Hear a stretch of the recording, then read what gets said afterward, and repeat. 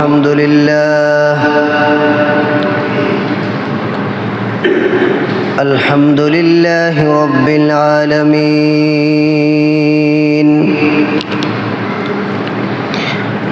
والعاقبة للمتقين والصلاة والسلام على سيد الأنبياء والمرسلين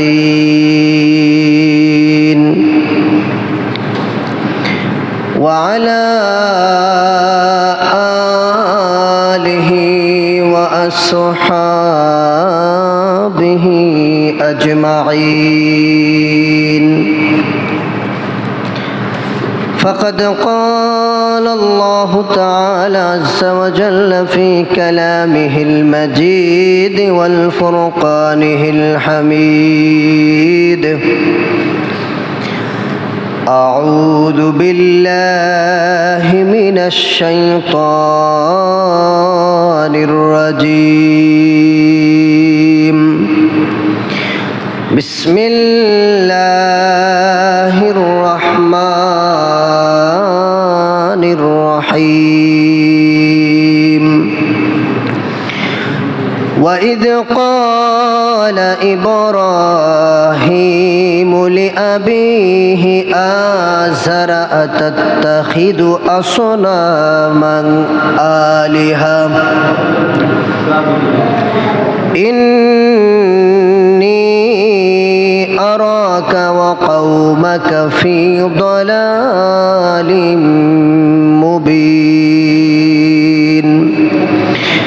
صدق الله العظيم. وأيضا قال: إن الله وملائكته يصلون على النبي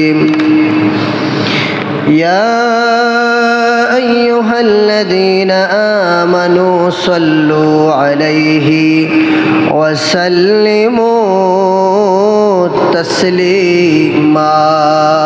اللهم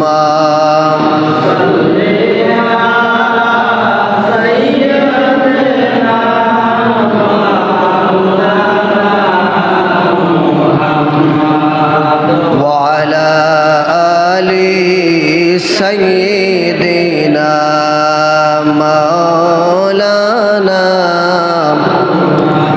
اللهم صل على سيدنا مولانا وعلى آل سيدنا مولانا। আমার বাড়ি বাংলাদেশ, নবীজির বাড়ি মদিনায়। মন কান্দে প্রাণ কান্দে যাইতে সোনার মদিনায়। আল্লাহুম্মা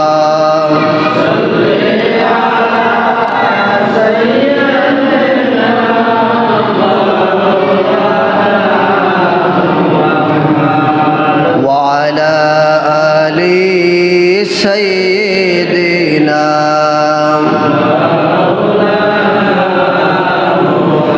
কবে জানি ডাক এসে যায় এই বাড়ি ঘর সারিতে। আপন পোশাক কুলে কুলে সাদা কাপন পরিতে। আল্লাহুম্মা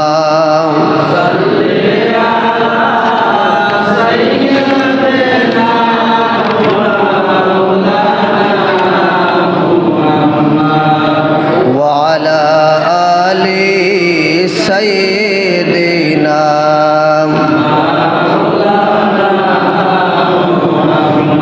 الله الله الله لا إله إلا هو الله الله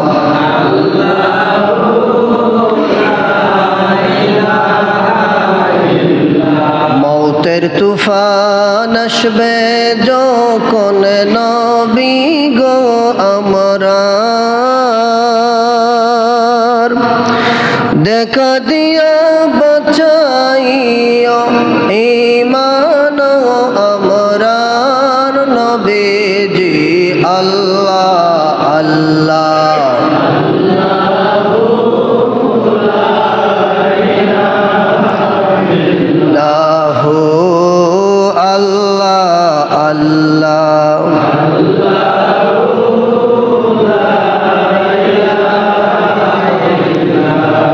بلغ العلا بكماله كشف الدجى بجماله حسنت جميع خصاله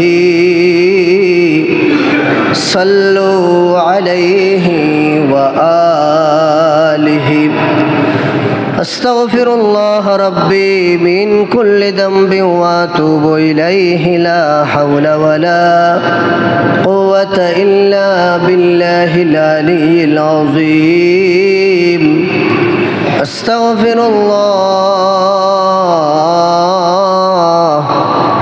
إن الله غفور رحيم। উপস্থিত সম্মানিত মুসল্লিয়ানে কেরাম, আজ পবিত্র জিলকদ মাসের প্রথম জুমা। বিশ্বের বিভিন্ন দেশ থেকে অনেক হুজ্জাজে কেরাম আল্লাহর বাড়ি কানায়ে কাবা জিয়ারতের উদ্দেশ্যে মদিনাতুল মুনাওয়ারা রাসূল করিম সাল্লাল্লাহু আলাইহি সাল্লামের রওজা তাহারকে সালাম দেওয়ার জন্য পৃথিবী থেকে লক্ষ লক্ষ মানুষ অনেকেই গিয়েছেন, বর্তমানেও যাচ্ছেন, পরেও যাবেন। এমনই এক গুরুত্বপূর্ণ ফজিলতপূর্ণ মাসে আল্লাহর ঘর মসজিদের মধ্যে আসার বসার তৌফিকটুকু দিয়েছেন। এর জন্য আমরা সকলেই কালিমাতুশ শুকুর জ্ঞাপন করেছি, সকলেই বলি আলহামদুলিল্লাহ।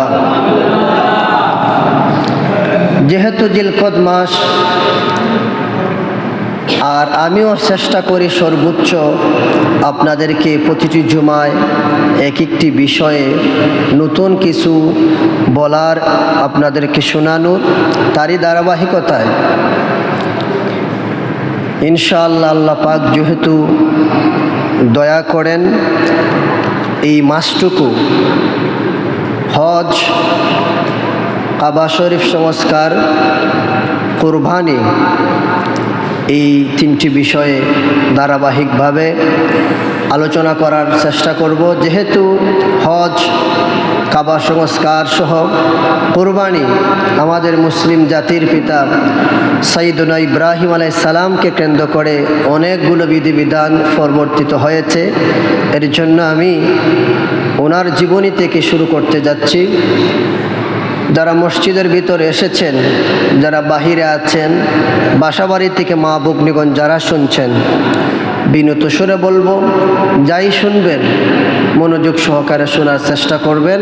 ইসলামী ভাইয়েরা, পৃথিবীতে যুগে যুগে কালে কালে 1,24,000 নবী রাসূল প্রেরণ করেছেন। 1,24,000 নবী রাসূলের মধ্য থেকে 313 জন হচ্ছেন রাসূল। ভালো টিকা শুনবেন, 1 লক্ষ নবী রাসূল, এদের মধ্য থেকে 313 জন, আবার আর একটি বর্ণনা এসেছে 315 জন, ওনারা হচ্ছেন রাসূল। আর এদের মধ্য থেকে 5 জন হচ্ছেন উলুল আজম পয়গম্বর। উলুল আজম পয়গম্বর সবচাইতে সম্মানিত নবী। কতজন? সবাই বলতে হবে কতজন? 5 জনের নাম জানি আমরা। হযরত মুহাম্মদ সাল্লাল্লাহু আলাইহি সাল্লাম, হযরত ইব্রাহিম আলাইহিস সালাম, হযরত নূহ আলাইহিস সালাম, হযরত মূসা আলাইহিস সালাম, হযরত ঈসা আলাইহিস সালাম। এই 5 জন হচ্ছেন উলুল আজম পয়গম্বর। সুবহানাল্লাহ বলেন। ওই উলুল আজম পয়গম্বরের মধ্য থেকে একজনের নাম হচ্ছে হযরত ইব্রাহিম আলাইহিস সালাম। ওনাকে কেন্দ্র করে হজ, কাবা শরীফ সংস্কার, কুরবানি এগুলা প্রবর্তিত হয়েছে। এর জন্য আমি ওনার বিষয় থেকে শুরু করছি। আমরা যেহেতু সামনে কোরবানি, যেহেতু হজ, এর জন্য আমি বিষয়টুকু ধারাবাহিকভাবে আলোচনা করব। নবী এবং রাসূলের পার্থক্য আছে, এটা বিশাল লম্বা আলোচনা। এরপরও আপনাদের বোঝার সাথে একটা পার্থক্য বলি। সকল রাসূলই নবী ছিলেন, সকল রাসূল নবী ছিলেন, কিন্তু সকল নবী রাসূল ছিলেন না। প্রত্যেক মন্ত্রী এমপি, প্রত্যেক মন্ত্রী এমপি, কিন্তু সকল এমপি মন্ত্রী না। সকল রসুল নবী ছিলেন, কিন্তু সকল নবী রসুল ছিলেন না। এটা একটা পার্থক্য বললাম, আর বিশাল পার্থক্য আছে, আমি যেতে যাচ্ছি না। তো উলুল আজম পয়গম্বর ইব্রাহিম আলাইহিস সালাম যত নবী রাসূল আল্লাহ পাক পৃথিবীতে প্রেরণ করেছেন, সব চাইতে বেশি কঠিন পরীক্ষা দিতে হয়েছে হযরত ইব্রাহিম আলাইহিস সালামকে। সুবহানাল্লাহ। যত নবী রাসূল ছিলেন তাদের মধ্য থেকে বেশি পরীক্ষা দিতে হয়েছে ইব্রাহিম আলাইহিস সালামকে। নবীজি বলেছেন, আসাদ্দুন নাস বালাআম মিনাল আম্বিয়া, সবচাইতে বেশি পরীক্ষা নেওয়া হয়েছে নবীদের, এরপরে হচ্ছে অলিদের, এরপরে হচ্ছে মুমিন বান্দাদের। এইভাবে স্তরে স্তরে। আপনি মুখে মুখে ইমানদার বললেই আপনি ইমানদার নয়। আপনাকে আল্লাহ পাক পরীক্ষা নেবেন যে আপনি দেখি ইমানদার কিনা। এর জন্য আল্লাহ সময়ে সময়ে বিভিন্ন মুসিবত দেন, বিভিন্ন রোগ বেমার দিয়ে থাকেন, বিপদ আপদ দিয়ে থাকেন। অনেক সময় স্ত্রী দিয়ে পরীক্ষা করেন, অনেক সময় ছেলে সন্তান দিয়ে পরীক্ষা করেন, অনেক সময় রোগাক্রান্ত দিয়ে পরীক্ষা করেন, এবং এমনও সময় আল্লাহ পরীক্ষা করবেন সমাজের মধ্যে কোনো মুরব্বী থাকবে না, ওগুলোই মুরব্বী জীবিকা। এটা বড় পরীক্ষা, মুসিবত গুনাহের কারণে হয়। আমরা এখন ভুগতেছি এটার মধ্যে, আমরা একটু ভাবতেছি না, একটু বিন্দু পরিমাণ ভাবি না যে আমরা কেন আজকে এরকম দশার মধ্যে পতিত হচ্ছি। জালেম শাসককে দেশের মধ্যে নিযুক্ত করে দেওয়া হবে, বহুত বড় একটা মুসিবত। সমাজের মধ্যে জালেম নিকৃষ্ট লোককে নেতৃত্বের মধ্যে বসাইয়ে দেওয়া হবে, বুঝি না, মুসিবত, পরীক্ষা নেওয়া হবে। তো নবীদের মধ্যে হযরত ইব্রাহিম আলাইহিস সালামকে বড় বড় পরীক্ষা নিয়েছেন। বড় বড় পরীক্ষার মধ্যে 5টা বড় পরীক্ষা নিয়েছেন। এর মধ্যে 1 নম্বর হলো উনার জন্মটা হয়েছে গুহার ভিতরে, গুহার মধ্যে উনাকে আল্লাহ পাক প্রতিপালন করেছেন। এই পরীক্ষার মধ্যে হযরত ইব্রাহিম সালাম উত্তীর্ণ হয়েছেন। সুবহানাল্লাহ। 2 নম্বর নমরুদের আগুনের মধ্যে ওনাকে নিক্ষেপ করা হয়েছে, এই পরীক্ষার মধ্যে উত্তীর্ণ হয়েছে। 3 নম্বর জালেম শাসক, জালেম বাদশাহ, উনার স্ত্রী হযরত সারা সালামকে অপহরণ করেছিল। জোরে বলেন নাউজুবিল্লাহ। এই পরীক্ষার মধ্যে উত্তীর্ণ হয়েছে। 4 নম্বর হলো হযরতে হাজর আলাইহিস সালামকে এবং ওনার সন্তান ইসমাঈল আলাইহিস সালামকে পূর্ণবাসন দিয়েছিলেন, অর্থাৎ বনবাসে প্রেরণ করে দিয়েছিলেন। এই পরীক্ষার মধ্যে ইব্রাহিম সালাম উত্তীর্ণ হয়েছেন। 5 নম্বর যে পরীক্ষাটা হয়েছে, ওনার সন্তানকে জিলহজ মাসের 10 তারিখ মিনা ময়দানে কুরবানি করা হয়েছে। সুবহানাল্লাহ। আল্লাহ পাক এই 5টা পরীক্ষার মধ্যেই ওনাকে উত্তীর্ণ করেছেন।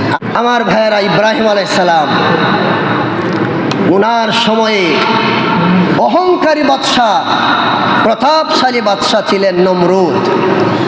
এই সমগ্র পৃথিবীতে 4 জন বাদশাহ রাজত্ব করেছে, সারা পৃথিবীতে। যদি কথাটা বুঝে থাকেন জবাব দেন, কয়জন বাদশাহ? আরো জোরে বলেন। এই 4 জন বাদশাহ থেকে 2 জন বাদশাহ হচ্ছে মুসলমান, আর 2 জন বাদশাহ হচ্ছে কাফের। 2 জন মুসলমান বাদশাহ, একজন হচ্ছে হযরত সুলাইমান আলাইহিস সালাম, একজনের নাম হচ্ছে যুলকারনাইন। মুসলমান বাদশাহ 2 জন সারা পৃথিবী, সমগ্র পৃথিবীতে রাজত্ব শাসন করেছেন। আর 2 জন কাফের বাদশাহ, একজন হচ্ছে বখতে নসর আর একজন হচ্ছে নমরুদ। তারা সারা পৃথিবীতে বাদশাহিত্ব করেছে।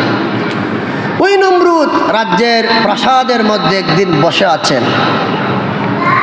টাকা পয়সা, সোনা দানা, সৈন্য সামন্তের কোনো অভাব নাই।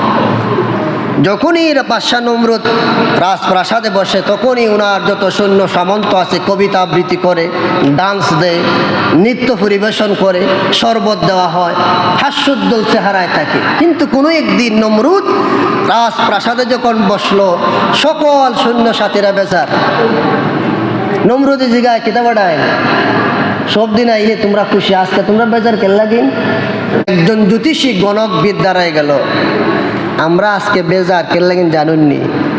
বেজার এর লাগিন 2-3 দিনের ভিতরেই একটি নক্ষত্র উদিত হবে, বাবার রেহেম থেকে মায়ের রেহেমে বীর্য চলে যাবে, আর ওই নক্ষত্র উদিত হয়ে আপনার রাষ্ট্রকে, রাজ্যকে তছনছ ধূলিসাৎ করে দেবে। মহব্বতে বলেন সুবহানাল্লাহ। না সেটা কিতা হোক, আমার রাষ্ট্রকে তছনছ করে দেবে। ঘোষণা দেওয়া হলো, আজ থেকে জামাই বউ একত্রে রাত্র যাপন করতে পারবে না 3 দিন পর্যন্ত। নাউজুবিল্লাহ বলেন। আপনারা বলেন, আল্লাহ ইচ্ছা করলে সন্তান ছেলে মেয়ে দেওয়ার ক্ষমতা আছে কিনা নাই?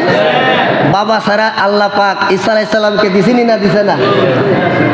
নমরুদের ঘরেই ইব্রাহিম আলাইহিস সালামের বাবার নাম ছিল তারেক। আমরা অনেকে আজর বলি, না এটা না, আজর হচ্ছে ওনার চাচা তারেক। ওই নমরুদের ঘরেই ইব্রাহিম আলাইহিস সালাম আম্মার সাথে যে রাত্রে ঘোষণা দিয়েছিল এই রাত্রেই মিলামেশা করেছে। এই রাত্রেই তারাকের গর্ভ থেকে ইব্রাহিম আলাইহিস সালাম মায়ের গর্ভে ইব্রাহিম আলাইহিস সালাম চলে গেলেন। এত সমস্ত পাহারাদারি করো, 3 দিন পরে ঘোষণা করা হলো, কি অবস্থা? জ্যোতিষীগণ বলল, খাম হয় নাই, নক্ষত্র উদিত হয়ে গেছে। মহব্বতে বলে সুবহানাল্লাহ।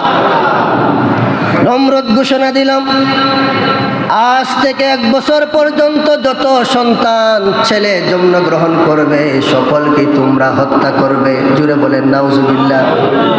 1 বছর লক্ষ লক্ষ সন্তানকে মারা ফেলা হয়েছে 1 বছরে। হযরত ইব্রাহিম আলাইহিস সালামের আম্মার যখন 9 মাস, গুহার মধ্যে চলে গেলেন। কালন রাষ্ট্রের মধ্যে যদি জানতে পারেন উনি গর্ভবতী, ওনার সন্তানকে মেরে ফেলা হবে। গুহার মধ্যে চলে গেলেন, প্রসব বেদনা শুরু হয়ে গেল। হযরত ইব্রাহিম আলাইহিস সালাম মায়ের গর্ভ থেকে দুনিয়ার মধ্যে আগমন করলেন। পূর্ণিমার চাঁদের চাইতে সুন্দর ছিল ইব্রাহিম। পৃথিবীর মধ্যে যত নবী রাসূলই ছিলেন 10-12 জন অথবা কিছু সংখ্যক নবী রাসূল ছাড়া আমাদের নবী সহ সব নবী রাসূল ইব্রাহিম আলাইহিস সালামের বংশধর থেকে এসেছেন। আমার ভাইরা, ইব্রাহিম আলাইহিস সালাম আসার পরে ওনার আম্মা গুহার ভিতরে দুধ পান করাইতেন সপ্তাহে 1 দিন। আর জিব্রাইল আলাইহিস সালাম প্রতিদিন এসে হযরত ইব্রাহিম সালামকে গুহার ভিতরে দেখাশোনা করতেন। আল্লাহ পাক জাল্লা শানুহু ইব্রাহিম সালামের আঙ্গুলের মধ্যে, 1 আঙ্গুলের মধ্যে মধু, আর 1 আঙ্গুলের মধ্যে পানি, আর 1 আঙ্গুলের মধ্যে ঘি আল্লাহ পাক সৃষ্টি করে দিয়েছিলেন। ইব্রাহিম সালাম এই গুহার ভিতর থেকে অন্যান্য সন্তান 2 বছরে যতটুকু বড় হতো, ইব্রাহিম সালাম এই গুহার ভিতর থেকে 1 মাসই তার চাইতে আর বেশি বড় হইতেন। 7 বছর হয়ে গেল। আমার ভাইয়েরা, ইব্রাহিম আলাইহিস সালামের বয়স যখন 7 বছর হয়ে গেল, গুহা থেকে উনি এককভাবে বের হলেন। ওনার পিতা তারেক মারা গেল। গুহা থেকে বের হলেন। আল্লাহ পাক সূরা নামের ৭৪ নং আয়াতের মধ্যে বলেছেন, ওয়াকাযালিকা নুরি ইব্রাহিমা মালাকুতাস সামাওয়াতি ওয়াল আরদ ওয়ালিয়াকুনা মিনাল মুকিনিন। ইব্রাহিম আলাইহিস সালাম গুহা থেকে বের হয়ে আসমান জমিনের যত সৌন্দর্যতা রয়েছে, যত শিল্পকতা নৈপুণ্যতা রয়েছে, সব কিছু আল্লাহ পাক ওনাকে পরিলক্ষিত করালেন, নিদর্শনগুলো দেখালেন। এরপরে আল্লাহ বলেন, ফালাম্মা জান্না আলাইহিল লাইলু রাআ কাওকাবা ক্বালা হাযা রাব্বি ফালাম্মা আফালা ক্বালা লা উহিব্বুল আফিলিন। এরপর ইব্রাহিম সালাম দেখলেন রাত্র যখন অন্ধকার হয়ে গেল, রাআ কাউকাবা, আসমানের মধ্যে তারকা দেখলেন। তিনি বললেন ক্বালা হাযা রাব্বি, ওই তারকাটাই মনে হয় আমার প্রভু। ইব্রাহিম সালাম বললেন ক্বালা হাযা রাব্বি, তারকাটাই মনে হয় প্রভু। ফালাম্মা আফালা ক্বালা লা উহিব্বুল আফিলিন, আবার যখন ওই তারকাটা অস্তমিত হয়ে গেল তখন তিনি বললেন না না না, যেটা অস্তমিত হয়ে যায় সেটা প্রভু হতে পারে না। আল্লাহ পাক বলেন ফালাম্মা রাআল কামারা বাযিগান ক্বালা হাযা রাব্বি ফালাম্মা আফালা ক্বালা লাইন লাম ইয়াহদিনি রাব্বি লাআকুনান্না মিনাল কওমিদ দাল্লিন। এরপরে উনি দেখতে পেলেন কামারা, নক্ষত্র দেখতে পেলেন, ওটাকে বললেন হয়তো বা এটা আমার প্রভু। এরপরে তিনি বললেন ক্বালা লাইন লাম ইয়াহদিনি রাব্বি, আমার প্রভু যদি আমাকে পথ না দেখান লাআকুনান্না মিনাল কওমিদ দাল্লিন, আমি পথভ্রষ্টদের অন্তর্ভুক্ত হয়ে যাব। সুতরাং আপনারা জবাব দেবেন হেদায়েতের মালিককে, সঠিক পথ দেখানোর মালিককে। আল্লাহ বলেন ফালাম্মা রাআশ শামসা বাযিগা ক্বালা হাযা রাব্বি হাযা আকবার ফালাম্মা আফালাত ক্বালা ইয়া কওমি ইন্নী বারিউম মিম্মা তুশরিকুন। এরপরে যখন সূর্য উদিত হলো, পূর্ব দিকে যখন সূর্য উদিত হলো তখন তিনি বললেন এটা মনে হয় প্রভু হাজ আকবর, যেহেতু এটা সবচাইতে বড়। শেষে উনি সিদ্ধান্ত নিলেন না না না, যখন সূর্যটা অস্তমিত হয়ে গেল ফালাম্মা আফালাত ক্বালা ইয়া কওমি ইন্নী বারিউম মিম্মা তুশরিকুন, আমি মুশরিকদের অন্তর্ভুক্ত, শিরকদের অন্তর্ভুক্ত নয়। তিনি পাঠ করলেন, আমরাও সবাই পারি, যারা পারেন আমার সাথে পড়েন ইন্নী ওয়াজ্জাহতু ওয়াজহিয়া লিল্লাযী ফাতারাস সামাওয়াতি ওয়াল আরদা হানিফাও ওয়া মা আনা মিনাল মুশরিকিন। আল্লাহু আকবার বলেন। নামাজে দাঁড়াই এটা পড়েন না আপনারা? পড়েন না আপনারা? নামাজে দাঁড়াই এটা পড়তে হয়, ইন্নী ওয়াজ্জাহতু ওয়াজহিয়া লিল্লাযী ফাতারাস সামাওয়াতি ওয়াল আরদ, আমি মুতাওয়াজ্জিহ হলাম, আমি ফিরলাম ওই সত্তার দিকে যিনি আসমান এবং জমিনের মালিক। জবান করে বলেন আসমান জমিনের মালিক কে?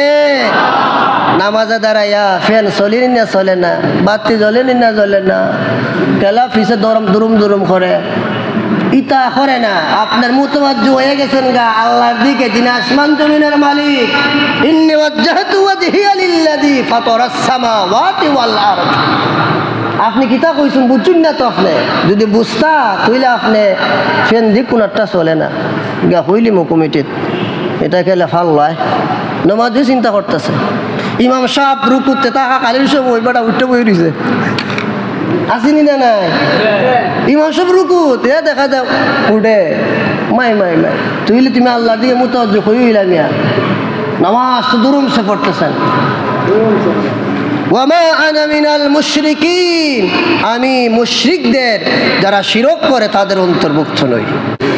ওনার চাচা আজহর তৎকালীন সময়ে সুন্দর সুন্দর খুব কারুকার্যমণ্ডিত করে মূর্তি বানাতো।